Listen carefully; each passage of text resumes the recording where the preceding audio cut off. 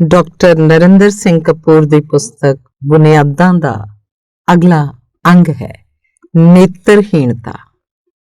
ਕਾਲੀਆਂ ਐਨਕਾਂ, ਹੱਥ 'ਚ ਛੜੀ, ਹੌਲੀ-ਹੌਲੀ ਸਿੱਧਾ ਚੱਲਣ ਦਾ ਯਤਨ ਕਰਦਾ ਇੱਕ ਵਿਅਕਤੀ ਤੁਹਾਡੇ ਕੋਲੋਂ ਅਣਗੌਲਿਆ ਲੰਘ ਜਾਂਦਾ ਹੈ। ਉਹਨੂੰ ਕੁਦਰਤ ਨੇ ਦ੍ਰਿਸ਼ਟੀ ਤੋਂ ਵਿਰਵਾ ਕੀਤਾ ਹੋਇਆ ਹੈ। ਦ੍ਰਿਸ਼ਟੀ ਤੋਂ ਵਿਰਵੇ ਹੋਣ ਕਾਰਨ ਉਹਦਾ ਸੰਸਾਰ ਹਨੇਰਾ ਤੇ ਛੋਟਾ ਹੈ।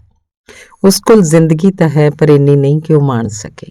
ਉਸ ਕੋਲ ਜ਼ਿੰਦਗੀ ਜਿਉਣ ਜੋਗੀ ਨਹੀਂ ਹੁੰਦੀ, ਕੱਟਣ ਜੋਗੀ ਹੁੰਦੀ ਹੈ। ਸੂਰਜ ਚੰਦ ਦੇ ਉਸ ਲਈ ਕੋਈ ਅਰਥ ਨਹੀਂ, ਰੰਗਾਂ ਦਾ ਉਸ ਲਈ ਕੋਈ ਮਹੱਤਵ ਨਹੀਂ, ਕਿਸੇ ਚੀਜ਼ ਦਾ ਰੂਪ ਉਸ ਲਈ ਮੰਨਣਾ ਅਸੰਭਵ ਹੈ। ਨੇਤਰਹੀਣ ਹੋਣ ਕਾਰਨ ਉਹ ਜ਼ਿੰਦਗੀ ਦਾ ਸੋਝ ਵੇਖ ਨਹੀਂ ਸਕਦਾ। ਪਹਾੜ ਉਹਨੂੰ ਖਿੱਚ ਨਹੀਂ ਪਾਉਂਦੇ, ਫੁੱਲ ਉਹਨੂੰ ਆਪਣੇ ਕੋਲ ਨਹੀਂ ਬੁਲਾਉਂਦੇ। ਉਸ ਦਾ ਜੀਵਨ ਅਧੂਰਾ ਹੁੰਦਾ ਹੈ, ਉਸ ਕੋਲ ਕੁਝ ਵੀ ਪੂਰਾ ਨਹੀਂ ਹੁੰਦਾ। ਉਸ ਦੀ ਬਹੁਤੀ ਜਾਣ ਪਛਾਣ ਨਹੀਂ ਹੁੰਦੀ, ਬਹੁਤੇ ਲੋਕ ਉਹਦੇ ਸੰਪਰਕ 'ਚ ਨਹੀਂ ਆਉਂਦੇ। ਉਸ ਨੂੰ ਇਕੱਲਿਆਂ ਰਹਿਣ ਦੀ ਮਜਬੂਰੀ ਹੈ। ਉਸ ਨੂੰ ਕਿਸੇ ਦੀ ਉਡੀਕ ਨਹੀਂ, ਕੋਈ ਉਸ ਨੂੰ ਉਡੀਕਦਾ ਨਹੀਂ। ਕੋਈ ਉਸ ਨਾਲ ਲੰਮਾ ਰਿਸ਼ਤਾ ਨਹੀਂ ਗੰਢਦਾ, ਕਿਉਂਕਿ ਉਸ ਵਿੱਚ ਕਿਸੇ ਦੇ ਕੰਮ ਆਉਣ ਦੀ ਸਮਰੱਥਾ ਨਹੀਂ। ਉਹ ਕਿਸੇ ਨੂੰ ਸਹਿਯੋਗ ਨਹੀਂ ਦੇ ਸਕਦਾ, ਸਗੋਂ ਉਸ ਨੂੰ ਤਾਂ ਆਪ ਹਰ ਕਿਸੇ ਦੀ ਮਦਦ ਦੀ ਲੋੜ ਪੈਂਦੀ ਹੈ। ਉਸ ਕੋਲ ਲੰਮੇ ਫਾਸਲਿਆਂ, ਦੁਰੇਡੀਆਂ ਥਾਵਾਂ ਦਾ ਸੰਕਲਪ ਨਹੀਂ ਹੁੰਦਾ। ਉਹਦਾ ਸੰਸਾਰ ਛੋਟਾ ਤੇ ਦਿਸ਼ਾਹੀਣ ਹੁੰਦਾ ਹੈ। ਉਸ ਕੋਲ ਸਮੇਂ ਤੇ ਸਥਾਨ ਦੀ ਸੋਝੀ ਨਹੀਂ ਹੁੰਦੀ। ਉਹ ਸੋਟੀ ਨਾਲ ਰਾਹ ਲੱਭਦਾ ਹੈ। ਉਹ ਇੱਕ ਵਕਤ ਇੱਕ ਹੀ ਕਦਮ ਚੱਲਦਾ ਹੈ, ਉਹ ਛਾਲ ਨਹੀਂ ਮਾਰ ਸਕਦਾ। ਨੇਤਰਹੀਣ ਵਿਅਕਤੀਆਂ ਦੀਆਂ ਮਜਬੂਰੀਆਂ ਦੀ ਸੂਚੀ ਬੜੀ ਲੰਮੀ ਹੁੰਦੀ ਹੈ। ਨੇਤਰਹੀਣ ਵਿਅਕਤੀ ਦੇ ਚਿਹਰੇ ਤੇ ਬਹੁਤੇ ਭਾਵ ਨਹੀਂ ਹੁੰਦੇ। ਉਸ ਦੇ ਪ੍ਰਤੀਕਰਮ ਸਿੱਧੇ ਤੇ ਸਰਲ ਹੁੰਦੇ ਹਨ। ਉਹ ਸ਼ਾਂਤ ਹੁੰਦਾ ਹੈ ਤੇ ਉਸ ਨਾਲ ਗੱਲਾਂ ਕਰਨ ਵਾਲਾ ਵੀ ਸ਼ਾਂਤ ਹੋ ਜਾਂਦਾ ਹੈ। ਨਾ ਵੇਖ ਸਕਣ ਕਰਕੇ ਨੇਤਰਹੀਣ ਦੇ ਪ੍ਰਤੀਕਰਮਾਂ 'ਚ ਵੰਨ ਸੁਵੰਨਤਾ ਨਹੀਂ ਹੁੰਦੀ। ਉਸ ਦੀ ਗੱਲਬਾਤ ਸੰਖੇਪ ਹੁੰਦੀ ਹੈ। ਉਸ ਵਿੱਚ ਵੇਰਵਿਆਂ 'ਚ ਜਾਣ ਤੇ ਵਿਸ਼ਲੇਸ਼ਣ ਕਰਨ ਦੀ ਯੋਗਤਾ ਨਹੀਂ ਹੁੰਦੀ। ਉਹ ਬਹਿਸ ਨਹੀਂ ਕਰਦਾ। ਉਸ ਦਾ ਚਿਹਰਾ ਹਰ ਵੇਲੇ ਕੁਝ ਗੁਆਚਣ ਦਾ ਸੋਗ ਤੇ ਕੁਝ ਲੱਭਣ ਦਾ ਯਤਨ ਕਰ ਰਿਹਾ ਪ੍ਰਤੀਤ ਹੁੰਦਾ ਹੈ, ਜਿਸ ਕਾਰਨ ਉਸ ਦੇ ਚਿਹਰੇ ਤੇ ਰੌਣਕ ਨਹੀਂ। ਅਜਿਹੇ ਵਿਅਕਤੀਆਂ ਨਾਲ ਗੱਲਾਂ ਕਰਦਿਆਂ ਇੰਝ ਲੱਗਦਾ ਜਿਵੇਂ ਚਾਨਣਾ ਹਨੇਰੇ ਨਾਲ ਮੁਲਾਕਾਤ ਕਰ ਰਿਹਾ ਹੋਵੇ। ਇਹ ਗੱਲਬਾਤ ਅਕਸਰ ਬੋਝਲ ਹੋ ਜਾਂਦੀ ਹੈ। ਨੇਤਰਹੀਣ ਵਿਅਕਤੀ ਬੋਲਣ ਦੇ ਮੁਕਾਬਲੇ ਸੁਣਨ ਪ੍ਰਤੀ ਵਧੇਰੇ ਸੁਚੇਤ ਹੁੰਦਾ ਹੈ। ਉਹ ਸੁਣਨ ਰਾਹੀਂ ਸਥਿਤੀ ਨੂੰ ਮਾਪਦਾ, ਤੋਲਦਾ, ਬੋਲਣ ਵਾਲੇ ਸੰਬੰਧੀ ਅਨੁਮਾਨ ਲਾਉਂਦਾ ਤੇ ਆਪਣੇ ਪ੍ਰਤੀਕਰਮ ਵਿਉਂਤਦਾ ਹੈ। ਅਜਿਹੇ ਵਿਅਕਤੀ ਕੋਲ ਬਹੁਤਾ ਸਮਾਨ ਨਹੀਂ ਹੁੰਦਾ, ਕਿਉਂਕਿ ਉਸ ਕੋਲ ਸਮਾਨ ਨੂੰ ਸਾਂਭਣ, ਰੱਖਣ, ਚੁੱਕਣ ਆਦਿ ਦੀ ਯੋਗਤਾ ਨਹੀਂ ਹੁੰਦੀ। ਉਹ ਸੰਖੇਪ ਤੇ ਸੰਜਮੀ ਜੀਵਨ ਜਿਉਂਦਾ ਹੈ। ਚਾਹੁਣ ਦੇ ਬਾਵਜੂਦ ਕੋਈ ਉਹਦੀ ਨਿਰੰਤਰ ਮਦਦ ਨਹੀਂ ਕਰ ਸਕਦਾ। ਅਜਿਹੇ ਵਿਅਕਤੀ ਦਾ ਸੰਸਾਰ ਨਾਲ ਸੰਪਰਕ ਸੀਮਤ ਹੁੰਦਾ ਹੈ। ਸੰਸਾਰ ਨਾਲ ਮਨੁੱਖ ਦਾ ਸੰਪਰਕ ਅੱਖਾਂ, ਕੰਨਾਂ, ਨੱਕ, ਜ਼ੁਬਾਨ ਤੇ ਚਮੜੀ ਰਾਹੀਂ ਹੁੰਦਾ ਹੈ। ਸਾਡੇ ਸਰੀਰ ਦੇ ਸਾਰੇ ਦੁਆਰ ਸੰਸਾਰ ਵੱਲ ਖੁੱਲ੍ਹਦੇ ਹਨ। ਆਲੇ ਦੁਆਲੇ ਦੀ ਲਗਭਗ 80% ਸੂਚਨਾ ਸਾਨੂੰ ਅੱਖਾਂ ਰਾਹੀਂ ਪ੍ਰਾਪਤ ਹੁੰਦੀ ਹੈ ਤੇ ਲਗਭਗ 18% ਸੂਚਨਾ ਅਸੀਂ ਕੰਨਾਂ ਰਾਹੀਂ ਪ੍ਰਾਪਤ ਕਰਦੇ ਹਾਂ। ਅੱਖਾਂ ਰਾਹੀਂ ਸਾਨੂੰ ਕਿਸੇ ਚੀਜ਼ ਦੇ ਗੋਲ ਜਾਂ ਚੌਰਸ ਆਦਿ ਹੋਣ ਦਾ ਪਤਾ ਲੱਗਦਾ ਹੈ। ਕਿਸੇ ਚੀਜ਼ ਦੇ ਛੋਟੀ ਵੱਡੀ ਹੋਣ, ਦੂਰ ਨੇੜੇ ਹੋਣ, ਅੱਗੇ ਪਿੱਛੇ, ਉੱਚੀ ਨੀਵੀਂ ਹੋਣ ਆਦਿ ਦਾ ਪਤਾ ਵੀ ਅੱਖਾਂ ਰਾਹੀਂ ਲੱਗਦਾ ਹੈ। ਰੰਗ ਰੂਪ ਦੀ ਤੇ ਸੋਝ ਦੀ ਸੋਝੀ ਵੀ ਅੱਖਾਂ ਤੋਂ ਪ੍ਰਾਪਤ ਹੁੰਦੀ ਹੈ। ਕਿਸੇ ਵਸਤੂ ਦੇ ਲਾਭਕਾਰੀ ਜਾਂ ਹਾਨੀਕਾਰਕ, ਸੋਹਣੀ ਜਾਂ ਕੋਝੀ ਹੋਣ ਦਾ ਪਤਾ ਵੀ ਅੱਖਾਂ ਰਾਹੀਂ ਲੱਗਦਾ ਹੈ। ਕਿਸੇ ਵਿਅਕਤੀ ਦੀਆਂ ਅੱਖਾਂ ਤੋਂ ਹੀ ਉਸ ਵਿਅਕਤੀ ਦੀ ਮਾਨਸਿਕ ਹਾਲਤ, ਬੌਧਿਕ ਪੱਧਰ, ਸੱਭਿਅਕ ਅਸੱਭਿਅਕ ਹੋਣ ਦੀ ਸੂਚਨਾ ਮਿਲਦੀ ਹੈ। ਦਿਮਾਗੀ ਪੱਖੋਂ ਉਹਨਾਂ ਵਿਅਕਤੀ ਸਿੱਧਾ ਵੇਖ ਨਹੀਂ ਸਕਦਾ, ਜਿਸ ਕਾਰਨ ਉਹ ਸਿੱਧਾ ਟੁਰ ਤੇ ਸਿੱਧਾ ਬੋਲ ਨਹੀਂ ਸਕਦਾ। ਉਸ ਕੋਲ ਸੇਧ ਨਹੀਂ ਹੁੰਦੀ। ਬੌਧਿਕ ਵਿਕਾਸ ਨਾਲ ਅੱਖਾਂ ਦੀ ਚਮਕ ਤੇ ਹੱਥਾਂ ਦੀ ਸਮਰੱਥਾ ਵੱਧਦੀ ਹੈ। ਸੰਸਾਰ ਵਿੱਚ ਸੁੰਦਰਤਾ ਦੇ ਪੈਮਾਨੇ ਨਿਰੰਤਰ ਬਦਲਦੇ ਰਹੇ, ਪਰ ਅੱਖਾਂ ਦੀ ਚਮਕ ਹਮੇਸ਼ਾ ਹੀ ਸੁੰਦਰਤਾ ਦਾ ਬੁਨਿਆਦੀ ਅੰਗ ਰਹੀ ਹੈ। ਜੇ ਕਿਸੇ ਨਾਲ ਅੱਖਾਂ ਨਾ ਮਿਲਣ ਤਾਂ ਸਾਨੂੰ ਉਸ ਨਾਲ ਮਿਲ ਕੇ ਵੀ ਮਿਲਣ ਦੀ ਤਸੱਲੀ ਨਹੀਂ ਹੁੰਦੀ, ਕਿਉਂਕਿ ਗੱਲਬਾਤ ਸੰਤੁਸ਼ਟ ਨਹੀਂ ਕਰਦੀ। ਨੇਤਰਹੀਣ ਵਿਅਕਤੀ ਕੋਲ ਅੱਖਾਂ ਨਹੀਂ ਹੁੰਦੀਆਂ, ਸੋ ਉਹ ਆਪਣੇ ਕੰਨਾਂ ਨੂੰ ਵਧੇਰੇ ਵਰਤਦਾ ਹੈ। ਉਹ ਕੰਨਾਂ ਤੋਂ ਅੱਖਾਂ ਦਾ ਵੀ ਕੰਮ ਲੈਂਦਾ ਹੈ। ਸੁਣਨਾ ਉਂਝ ਵੀ ਵੇਖਣ ਦੀ ਸਹਿਯੋਗੀ ਸ਼ਕਤੀ ਹੈ। ਜਿਵੇਂ ਸੁਣ ਕੇ ਦੱਸਿਆ ਜਾ ਸਕਦਾ ਹੈ ਸਾਡੇ ਪਿੱਛੇ ਟਰੈਕਟਰ ਆ ਰਿਹਾ ਜਾਂ ਟਰੱਕ ਆ ਰਿਹਾ। ਨੇਤਰਹੀਣ ਕਿਸੇ ਬਾਰੇ ਅਨੁਮਾਨ ਉਹਦੀ ਆਵਾਜ਼ ਰਾਹੀਂ ਲਾਉਂਦਾ ਹੈ। ਇਸੇ ਕਰਕੇ ਕਿਹਾ ਜਾਂਦਾ ਕਿ ਅਸਲ ਸੋਹਣਾ ਉਹ ਹੈ ਜਿਹੜਾ ਅੰਨੇ ਨੂੰ ਵੀ ਸੋਹਣਾ ਲੱਗੇ।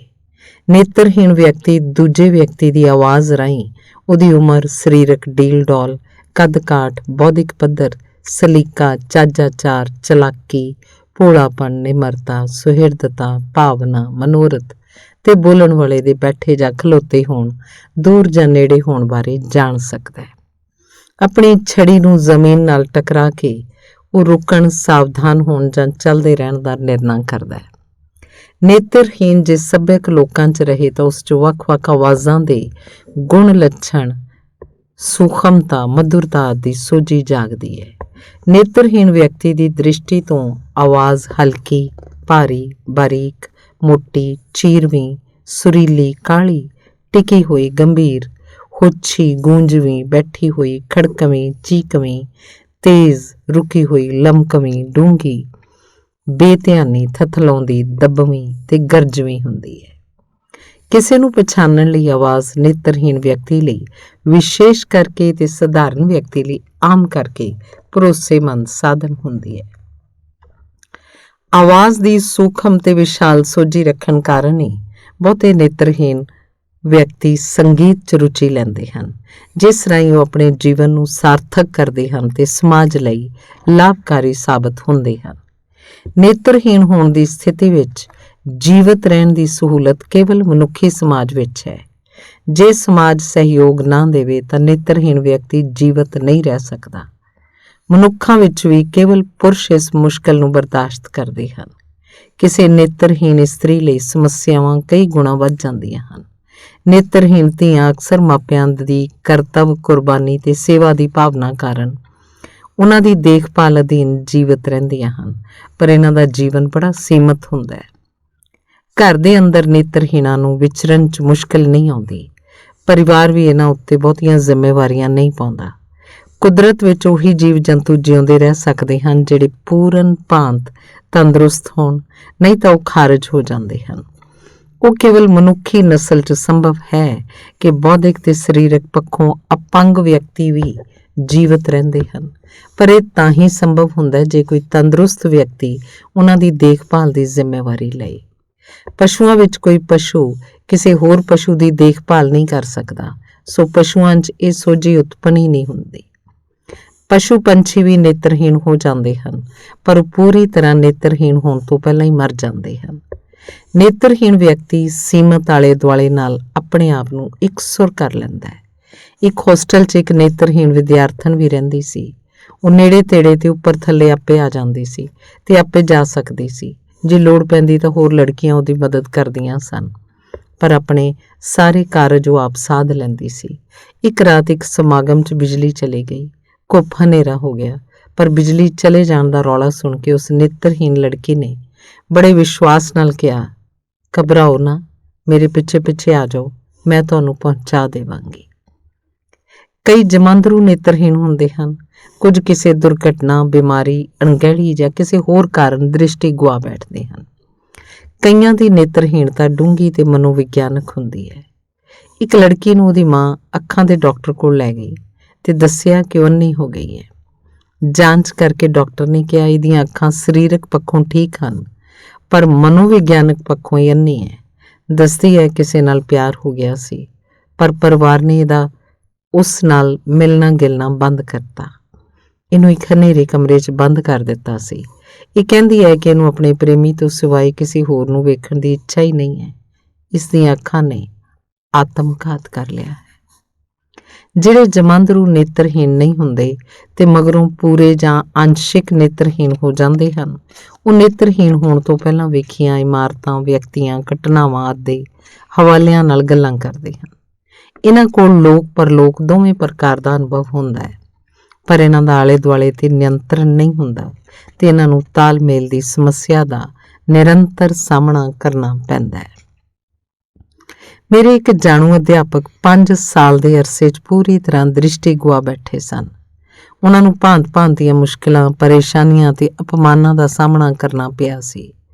ਉਹਨਾਂ ਨੇ ਬਲੈਕ ਬੋਰਡ ਵਰਤਣਾ ਤਿਆਗ ਦਿੱਤਾ ਸੀ ਵਿਦਿਆਰਥੀਆਂ ਦੇ ਲਿਖੇ ਦੀ ਪਰਖ ਕਰਨੀ ਛੱਡ ਦਿੱਤੀ ਸੀ। ਉਹਨਾਂ ਦਾ ਆਪਣਾ ਪੜ੍ਹਨਾ ਲਿਖਣਾ ਰਹਿ ਗਿਆ ਸੀ। ਕਲਾਸ 'ਚ ਆਪ ਪੜ੍ਹ ਨਾ ਸਕਣ ਕਾਰਨ ਉਹ ਕਿਸੇ ਵਿਦਿਆਰਥੀ ਨੂੰ ਪਾਠ ਪੜ੍ਹਨ ਲਈ ਕਹਿੰਦੇ ਸਨ। ਹਨੇਰਾ ਪੈ ਜਾਣ 'ਤੇ ਘਰ ਨਹੀਂ ਸੀ ਪਹੁੰਚ ਸਕਦੇ। ਸਕੂਲ ਦੇ ਕਿਸੇ ਕਾਰਜ ਵਿੱਚ ਸ਼ਾਮਲ ਨਹੀਂ ਸਨ ਹੋ ਸਕਦੇ। ਉਹਨਾਂ ਨੇ ਰਿਸ਼ਤੇਦਾਰੀ 'ਚ ਆਉਣਾ ਜਾਣਾ ਬੰਦ ਕਰ ਦਿੱਤਾ ਸੀ। ਮੁਸ਼ਕਿਲ ਉਦੋਂ ਹੁੰਦੀ ਸੀ ਜਦੋਂ ਕੋਈ ਉਹਨਾਂ ਦੀ ਹਾਲਤ ਤੋਂ ਅਣਜਾਣ ਉਹਨਾਂ ਨੂੰ ਕੁਝ ਪੜ੍ਹਨ ਲਈ ਕਹਿੰਦਾ ਸੀ। ਉਹਨਾਂ ਲਈ ਸਭ ਤੋਂ ਵੱਡੀ ਸਮੱਸਿਆ ਆਪਣੀ ਸਥਿਤੀ ਨੂੰ ਸਵੀਕਾਰਨ ਦੀ ਸੀ, ਜਿਸ ਕਾਰਨ ਉਹਨਾਂ ਦਾ ਨਾਂ ਧ੍ਰਿਤਰਾਸ਼ਟਰ ਰੱਖ ਦਿੱਤਾ ਗਿਆ ਸੀ। ਭੈੜੀ ਗੱਲ ਇਹ ਸੀ ਕਿ ਜਿਸ ਇਲਾਕੇ 'ਚੋਂ ਰਹਿੰਦੇ ਸਨ ਉੱਥੇ ਨੇਤਰਹੀਣਾਂ ਪ੍ਰਤੀ ਸਮਾਜ ਦਾ ਦ੍ਰਿਸ਼ਟੀਕੋਣ ਨਾ ਉਸਾਰੂ ਸੀ ਨਾ ਸਹਿਯੋਗੀ। ਉਹਨਾਂ ਦੀ 5 ਸਾਲ ਦੀ ਤਣਾਅ ਭਰੀ ਸਥਿਤੀ ਨੇ ਉਹਨਾਂ ਦੀ ਉਮਰ ਵਿੱਚ 20 ਸਾਲ ਜੋੜ ਦਿੱਤੇ ਸਨ। ਉਹਨਾਂ ਦੇ ਸਾਰੇ ਸੁਪਨੇ ਮਰ ਗਏ ਸਨ। ਹਰੇਕ ਨੇਤਰਹੀਣ ਦੀ ਇੱਕ ਦੁਖਦਾਈ ਕਹਾਣੀ ਹੁੰਦੀ ਹੈ। ਇੱਕ ਨੇਤਰਹੀਣ ਇਸਤਰੀ ਦੱਸ ਰਹੀ ਸੀ ਕਿ ਇੱਕ ਲੜਕੀ ਪਰਿਵਾਰ ਦੀ ਚੌਥੀ ਧੀ ਸੀ। ਚੇਚਕ ਨਾਲ ਉਹਦੀ ਨਜ਼ਰ ਜਾਂਦੀ ਰਹੀ ਸੀ। ਕੁਝ ਅਰਸਾ ਉਹਨੂੰ ਕੇਵਲ ਪਰਛਾਵੇਂ ਦਿਸਦੇ ਸਨ ਤੇ 8 ਸਾਲ ਦੀ ਉਮਰ 'ਚ ਉਹਨੂੰ ਦਿਸਣਾ ਬੰਦ ਹੋ ਗਿਆ ਸੀ। ਉਹਦੇ ਗਰੀਬ ਮਾਪਿਆਂ ਕੋਲ ਇਲਾਜ ਕਰਵਾਉਣ ਦੇ ਸਾਧਨ ਨਹੀਂ ਸਨ। ਜਦੋਂ 5 ਸਾਲ ਦੀ ਹੋਈ ਤਾਂ ਇੱਕ ਦਿਨ ਉਹਦੀ ਮਾਂ ਉਹਨੂੰ ਬੱਸ ਅੱਡੇ ਲੈ ਗਈ ਤੇ ਬਿਸਕੁਟਾਂ ਦਾ ਪੈਕਟ ਦੇ ਕੇ ਉਹਨੂੰ ਉੱਥੇ ਬੈਠਣ ਲਈ ਕਿਹਾ। ਉਸਨੂੰ ਬਿਸਕੁਟਾਂ ਦਾ ਪੂਰਾ ਪੈਕਟ ਪਹਿਲੀ ਵਾਰ ਮਿਲਿਆ ਸੀ। ਉੱਥੇ ਬੈਠੀ ਆਪਣੀ ਮਾਂ ਨੂੰ ਉਡੀਕਦੀ ਰਹੀ। ਸਵੇਰ ਤੋਂ ਸ਼ਾਮ ਪੈ ਗਈ। ਮਾਂ ਨੇ ਲਾਲ ਸਾੜੀ ਪਾਈ ਹੋਈ ਸੀ। ਉਹ ਹਰ ਲਾਲ ਕੱਪੜੇ ਦੇ ਝੋਲੇ 'ਚੋਂ ਮਾਂ ਲੱਭਦੀ ਰਹੀ। ਬਿਸਕੁਟਾਂ ਦਾ ਪੈਕਟ ਭੁੱਲ ਗਿਆ। ਭੁੱਖ ਪਿਆਸ ਨਾਲ ਥੱਕ ਕੇ ਉਹ ਰੋਂਦੀ ਰੋਂਦੀ ਸੌਂ ਗਈ। ਕੋਈ ਉਹਨੂੰ ਇੱਕ ਆਸ਼ਰਮ 'ਚ ਛੱਡ ਗਿਆ ਸੀ। ਉੱਥੇ ਵੀ ਉਹ ਮਾਂ ਨੂੰ ਉਡੀਕਦੀ ਰਹੀ। ਹਫ਼ਤੇ, ਮਹੀਨੇ, ਸਾਲ ਬੀਤ ਗਏ ਪਰ ਉਹਦੀ ਉਡੀਕ ਨਾ ਮੁੱਕੀ। ਉਹ ਲੜਕੀ ਹਨੇਰੀ ਦੁਨੀਆ ਵਿੱਚ ਇਕੱਲੀ ਸੀ। ਉਸ ਇਸਤਰੀ ਨੇ ਦੱਸਿਆ, ਉਹ ਬਦਨਸੀਬ ਲੜਕੀ ਮੈਂ ਸਾਂ। ਜਿਹੜੇ ਜਮਾਂਦਰੂ ਨੇਤਰਹੀਣ ਹੁੰਦੇ ਹਨ, ਭਾਵੇਂ ਉਹ ਕਿਸੇ ਦੀਆਂ ਅੱਖਾਂ ਮਿਲਣ ਉਪਰੰਤ ਵੇਖਣ ਲੱਗ ਪੈਂਦੇ ਹਨ, ਪਰ ਉਹਨਾਂ ਨੂੰ ਅੱਖਾਂ ਕੁਦਰਤ ਵੱਲੋਂ ਜਨਮ ਸਮੇਂ ਹੀ ਨਾ ਮਿਲਣ ਕਾਰਨ ਚੀਜ਼ਾਂ ਨਾਲ ਤਾਲਮੇਲ ਉਸਾਰਨ 'ਚ ਲੰਮਾ ਅਰਸਾ ਲੱਗਦਾ ਹੈ, ਕਿਉਂਕਿ ਬੜੀ ਦੇਰ ਮਗਰੋਂ ਸਭ ਕੁਝ ਪਹਿਲੀ ਵਾਰ ਵੇਖ ਰਹੇ ਹੁੰਦੇ ਹਨ। ਉਹਨਾਂ ਕੋਲ ਚੀਜ਼ਾਂ ਦਾ ਸੰਕਲਪ ਤੇ ਸ਼ਬਦਾਵਲੀ ਨਹੀਂ ਹੁੰਦੀ। ਉਹਨਾਂ ਨਾਲ ਸਭ ਕੁਝ ਪਹਿਲੀ ਵਾਰ ਵਾਪਰ ਰਿਹਾ ਹੁੰਦਾ ਹੈ। ਉਹ ਮੁੱਢ 'ਚ ਅੱਖਾਂ ਦੀ ਸਹੀ ਵਰਤੋਂ ਨਾ ਕਰ ਸਕਣ ਕਰਕੇ ਬੜੇ ਪਰੇਸ਼ਾਨ ਹੁੰਦੇ ਹੈ ਤੇ ਉਹ ਸੌਖੇ ਤੇ ਸੁਖੀ ਹੋਣ ਲਈ ਕਈ ਵਾਰ ਆਪਣੀਆਂ ਅੱਖਾਂ ਬੰਦ ਕਰ ਲੈਂਦੇ ਹਨ। ਉਹ ਮਿਲੀਆਂ ਅੱਖਾਂ ਦੀ ਦ੍ਰਿਸ਼ਟੀ ਦੇ ਬਾਵਜੂਦ ਪੁਰਾਣੀ ਆਦਤ ਕਾਰਨ ਵਸਤਾਂ ਨੂੰ ਛੂਹ ਕੇ ਪ੍ਰਗਟਾਉਂਦੇ ਹਨ। ਵੇਖ ਕੇ ਕੋਈ ਚੀਜ਼ ਤਾਂ ਹੀ ਪਛਾਣੀ ਜਾਂਦੀ ਹੈ ਕਿਉਂਕਿ ਉਸ ਚੀਜ਼ ਦਾ ਅਕਸ ਸਾਡੀ ਚੇਤਨਾ 'ਚ ਪਹਿਲਾਂ ਹੀ ਹੁੰਦਾ ਹੈ। ਕਿਸੇ ਦੀਆਂ ਅੱਖਾਂ ਪ੍ਰਾਪਤ ਕਰਨ ਵਾਲਾ ਵਿਅਕਤੀ ਚੀਜ਼ਾਂ ਨੂੰ ਨਜ਼ਰਾਂ ਨਾਲ ਛੂਹਦਾ ਹੈ। ਇੱਕ ਵਾਰੀ 25 ਸਾਲ ਦਾ ਲੜਕਾ ਗੱਡੀ 'ਚੋਂ ਬਾਹਰ ਵੇਖ ਕੇ ਆਪਣੇ ਪਿਤਾ ਨੂੰ ਬੱਚੇ ਵਾਂਗ ਕਹਿ ਰਿਹਾ ਸੀ, ਪਿਤਾ ਜੀ ਵੇਖੋ ਮੀਂਹ ਪੈ ਰਿਹਾ ਹੈ, ਦਰਖਤ ਦੌੜਦੇ ਜਾ ਰਹੇ ਹਨ। ਉਹ ਸਾਰਾ ਸਫ਼ਰ ਬਾਹਰ ਹੀ ਵੇਖਦਾ ਰਿਹਾ ਸੀ। ਉਹਦੇ ਬਚਕਾਨਾ ਵਿਹਾਰ ਸੰਬੰਧੀ ਸਵਾਰੀਆਂ ਕੰਨੋਂ ਕੰਨ ਗੱਲਾਂ ਕਰ ਰਹੀਆਂ ਸਨ। ਇੱਕ ਨਵਾਂ ਵਿਆਹਿਆ ਜੋੜਾ ਬੈਠਾ ਸੀ। ਦੁਲਹਨ ਦੇ ਕੱਪੜਿਆਂ ਤੇ ਖੁੱਲੀ ਬਾਰੀ ਵਿੱਚੋਂ ਮੀਂਹ ਦੀਆਂ ਕੁਝ ਕਣੀਆਂ ਪੈ ਰਹੀਆਂ ਸਨ। ਪਤੀ ਨੇ ਉਸ ਲੜਕੇ ਦੇ ਪਿਤਾ ਨੂੰ ਕਿਹਾ, ਬਾਰੀ ਬੰਦ ਕਿਉਂ ਨਹੀਂ ਕਰਦੇ? ਤੁਹਾਡਾ ਲੜਕਾ ਪਾਗਲ ਹੈ, ਇਹਨੂੰ ਕਿਸੇ ਪਾਗਲਖਾਨੇ ਦਾਖਲ ਕਰਵਾਓ। ਪਿਤਾ ਪਹਿਲਾਂ ਝਿੰਪਿਆ ਪਰ ਫਿਰ ਹਿੰਮਤ ਕਰਕੇ ਬੋਲਿਆ, ਇਹ ਬਚਪਨ ਤੋਂ ਅੰਨਾ ਸੀ। ਦੁਰਘਟਨਾ 'ਚ ਕਿਸੇ ਰਿਸ਼ਤੇਦਾਰ ਦੀ ਮੌਤ ਕਾਰਨ ਉਹਦੀਆਂ ਅੱਖਾਂ ਇਹਨੂੰ ਮਿਲੀਆਂ ਹਨ। ਅਸੀਂ ਹਸਪਤਾਲ ਤੋਂ ਆ ਰਹੇ ਹਾਂ। ਪਹਿਲਾਂ ਮੈਂ ਇਹਨੂੰ ਬੋਲ ਕੇ ਦੱਸਿਆ ਕਰਦਾ ਸੀ। ਇਹ ਸਭ ਕੁਝ ਅੱਜ ਪਹਿਲੀ ਵਾਰੀ ਵੇਖ ਰਿਹਾ ਹੈ, ਇਸ ਲਈ ਹੈਰਾਨ ਹੋ ਰਿਹਾ। ਅਸੀਂ ਤਾਂ ਵੇਖ ਕੇ ਵੀ ਨਹੀਂ ਵੇਖ ਰਹੇ। ਕੋਈ ਸਮਾਂ ਸੀ ਜਦੋਂ ਨੇਤਰਹੀਣਤਾ ਨੂੰ ਸਰਾਪ ਤੇ ਪਿਛਲੇ ਜਨਮ ਦੇ ਕਰਮਾਂ ਦਾ ਫਲ ਸਮਝਿਆ ਜਾਂਦਾ ਸੀ ਤੇ ਨੇਤਰਹੀਣ ਵਿਅਕਤੀ ਦਾ ਜੀਵਨ ਬਾਲ ਵਿਧਵਾ ਨਾਲੋਂ ਵੀ ਵਧੇਰੇ ਸਰਾਪਿਆ ਹੁੰਦਾ ਸੀ। ਉਹ ਕੇਵਲ ਮੰਗਤਾ ਹੀ ਬਣ ਸਕਦਾ ਸੀ। ਹੁਣ ਨੇਤਰਹੀਣਤਾ ਵਿਕਲਾਂਗਤਾ ਦੀਆਂ ਅਨੇਕਾਂ ਕਿਸਮਾਂ ਵਿੱਚੋਂ ਇੱਕ ਹੈ ਤੇ ਇਹਦੇ ਇਲਾਜ ਦੀਆਂ ਸੰਭਾਵਨਾਵਾਂ ਉਜਾਗਰ ਹੋ ਰਹੀਆਂ ਹਨ। ਚੰਗੀ ਗੱਲ ਇਹ ਹੈ ਕਿ ਹੁਣ ਵਿਕਲਾਂਗਾਂ ਪ੍ਰਤੀ ਸਮਾਜ ਦਾ ਦ੍ਰਿਸ਼ਟੀਕੋਣ ਬਦਲ ਰਿਹਾ ਹੈ। ਚੰਡੀਗੜ੍ਹ ਦੇ ਰੋਜ਼ ਗਾਰਡਨ 'ਚ ਇੱਕ ਅੰਨਾ ਮੰਗਤਾ ਕਿਹਾ ਕਰਦਾ ਸੀ, ਅੰਨਾ ਹਾਂ, ਦਾਨ ਦਿਓ। ਕੋਈ ਨਹੀਂ ਦੇ ਰਿਹਾ ਸੀ। ਕੁਝ ਅਰਸੇ ਮਗਰੋਂ ਉਹਨੇ ਆਪਣੇ ਅੱਗੇ ਰੱਖੀ ਇੱਕ ਤਖਤੀ ਤੇ ਲਿਖਵਾਇਆ ਹੋਇਆ ਸੀ, ਗੁਲਾਬ ਖਿੜੇ ਹੋਏ ਹਨ, ਤੁਸੀਂ ਭਾਗਾਂ ਵਾਲੇ ਹੋ। ਗੁਲਾਬ ਵੇਖ ਸਕਦੇ ਹੋ, ਮੈਂ ਵੇਖ ਨਹੀਂ ਸਕਦਾ। ਸਾਰੇ ਦਾਨ ਦੇ ਰਹੇ ਸਨ। ਹੁਣ ਨੇਤਰਹੀਣਾਂ ਦਾ ਜੀਵਨ ਸਮਾਜ ਦੀ ਦਇਆ, ਕਰੁਣਾ ਤੇ ਤਰਸ ਉੱਤੇ ਨਿਰਭਰ ਨਹੀਂ ਕਰਦਾ। ਹੁਣ ਨੇਤਰਹੀਣ ਵੀ ਸਮਾਜ ਵਿੱਚ ਯੋਗਦਾਨ ਪਾਉਣ ਲੱਗ ਪਏ ਹਨ ਤੇ ਇਹਨਾਂ ਦੀ ਮਦਦ ਕਰਨ ਵਾਲੇ ਵੀ ਅੱਗੇ ਆਉਣ ਲੱਗ ਪਏ ਹਨ। ਅੱਖਾਂ ਵਾਲਿਆਂ ਤੇ ਉਹਨਾਂ ਦੇ ਵਿਹਾਰ ਨਾਲ ਅੱਕੇ ਥੱਕੇ ਤੇ ਨਿਰਾਸ਼ ਇੱਕ ਪ੍ਰਸਿੱਧ ਸੰਗੀਤਕਾਰ ਇਸਤਰੀ ਨੇ ਆਪਣੀ ਮਰਜ਼ੀ ਨਾਲ ਜਾਣ ਬੁੱਝ ਕੇ ਇੱਕ ਨੇਤਰਹੀਣ ਸੰਗੀਤਕਾਰ ਨਾਲ ਵਿਆਹ ਕਰਵਾਇਆ ਤੇ ਉਹਦੀ ਨਜ਼ਰ ਬਣੀ। ਰੂਸ ਦੇ ਸਕੂਲਾਂ ਵਿੱਚ ਹਰ ਰੋਜ਼ ਇੱਕ ਵਿਦਿਆਰਥੀ ਦੀਆਂ ਅੱਖਾਂ ਬੰਨੀਆਂ ਜਾਂਦੀਆਂ ਹਨ ਤਾਂ ਕਿ ਵਿਦਿਆਰਥੀ ਨੇਤਰਹੀਣਤਾ ਦੀ ਸਮੱਸਿਆ ਸਮਝ ਸਕਣ। ਹੁਣ ਅੰਨ੍ਹਿਆਂ ਦੇ ਪੜ੍ਹਨ ਵਾਲੀ ਲਿਪੀ ਪੂਰੀ ਤਰ੍ਹਾਂ ਵਿਕਸਿਤ ਹੋ ਗਈ ਹੈ। ਵੇਖਿਆ ਗਿਆ ਕਿ ਕੋਈ ਕਿਸੇ ਪੱਖੋਂ ਵਿਕਲਾਂਗ ਹੋਵੇ ਉਹ ਵਧੇਰੇ ਸੰਵੇਦਨਸ਼ੀਲ ਹੁੰਦਾ ਹੈ। ਵਧੇਰੇ ਸੰਵੇਦਨਸ਼ੀਲ ਹੋਣ ਕਰਕੇ ਹੁਣ ਵਿਕਲਾਂਗ ਵੀ ਚਿੱਤਰਕਾਰ, ਨਾਵਲਕਾਰ, ਕਵੀ, ਸੰਗੀਤਕਾਰ ਤੇ ਚਿੰਤਕ ਬਣ ਰਹੇ ਹਨ। ਪ੍ਰਸਿੱਧ ਅੰਗਰੇਜ਼ੀ ਕਵੀ ਮਿਲਟਨ ਅੰਨ੍ਹਾ ਸੀ। ਤਾਰਿਆਂ ਸੰਬੰਧੀ ਜਗਤ ਪ੍ਰਸਿੱਧ ਖੋਜ ਕਰਨ ਵਾਲੇ ਗੈਲੀਲੀਓ ਨੇ ਆਪਣੇ ਜੀਵਨ ਦੇ ਅੰਤਲੇ 5 ਵਰ੍ਹੇ ਅੰਨ੍ਹੇਪਣ 'ਚ ਗੁਜ਼ਾਰੇ ਸਨ। ਸਾਰੀ ਰਾਤ ਆਕਾਸ਼ 'ਚ ਵੇਖਦੇ ਰਹਿਣ ਵਾਲੇ ਤੇ ਬ੍ਰਹਿਮੰਡ ਬਾਰੇ ਗਿਆਨ ਦੀ ਰੌਸ਼ਨੀ ਖਿਲਾਰਨ ਤੇ ਵਿਸ਼ਵ ਪ੍ਰਸਿੱਧੀ ਵਾਲੇ ਤਾਰਾ ਵਿਗਿਆਨੀ ਲਈ ਇਹ ਬਹੁਤ ਵੱਡਾ ਕਸ਼ਟ ਸੀ। ਨੇਤਰਹੀਣ ਵਿਅਕਤੀਆਂ ਪ੍ਰਤੀ ਸਮਾਜ ਆਪਣੇ ਦ੍ਰਿਸ਼ਟੀਕੋਣ ਨੂੰ ਉਸਾਰੂ ਬਣਾ ਕੇ ਇਹਨਾਂ ਤੋਂ ਬੜੇ ਸੂਖਮ ਅਨੁਭਵ ਪ੍ਰਾਪਤ ਕਰ ਸਕਦਾ ਹੈ। ਕਿਸੇ ਵੱਲੋਂ ਵਿਕਲਾਂਗ ਵਿਅਕਤੀ ਨਾਲ ਉਸਾਰਿਆ ਰਿਸ਼ਤਾ ਦੋਹਾਂ ਵਾਸਤੇ ਜੀਵਨ ਦੀ ਅਦਭੁਤ ਤਸੱਲੀ, ਡੂੰਘੇ ਅਨੁਭਵ, ਸਨੇਹ ਤੇ ਸਦਭਾਵਨਾ ਦੀ ਦੌਲਤ ਨਾਲ ਮਾਲਾ ਮਾਲ ਹੁੰਦਾ ਹੈ। ਇਹ ਰਿਸ਼ਤਾ ਕੋਈ ਦਲੇਰ ਤੇ ਵਿਸ਼ਾਲ ਦ੍ਰਿਸ਼ਟੀ ਵਾਲਾ ਵਿਅਕਤੀ ਹੀ ਉਸਾਰ ਸਕਦਾ ਹੈ, ਪਰ ਜਿਹੜਾ ਵੀ ਉਸਾਰੇਗਾ ਉਹ ਇੱਕ ਚੰਗਾ ਇਨਸਾਨ ਬਣ ਜਾਏਗਾ। ਜੇ ਨੇਤਰਹੀਣਾਂ ਪ੍ਰਤੀ ਸਮਾਜ ਆਪਣਾ ਰਵੱਈਆ ਬਦਲ ਲਏ ਤਾਂ ਨੇਤਰਹੀਣ ਵੀ ਸਭ ਕੁਝ ਵੇਖਣ ਲੱਗ ਪੈਣਗੇ। ਧੰਨਵਾਦ।